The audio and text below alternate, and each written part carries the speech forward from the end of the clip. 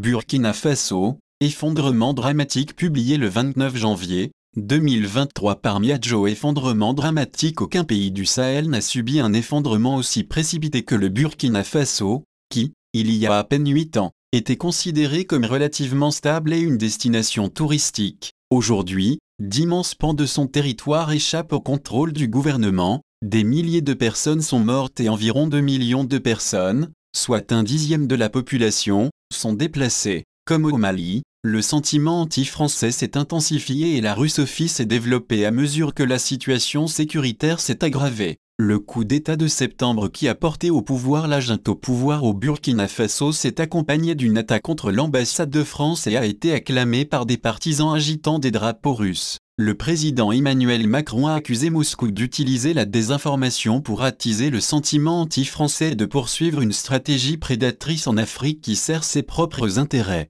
Mais les jeunes soldats qui ont pris le commandement au Mali et au Burkina Faso puisent dans une riche veine de ressentiment et rétablissent les liens de l'époque de la guerre froide. La Russie a pendant des décennies fourni une formation et des armes aux pays africains, y compris au Sahel. Selon Moussa Mara, qui a été Premier ministre sous Ibrahim Boubacar Keïta, le président aligné sur la France évincé lors d'un coup d'État en 2020, l'inclinaison pro-russe au Mali n'a pas grand-chose à voir avec la popularité de la Russie. Au contraire, a-t-il dit, c'est une expression de l'impopularité de la France.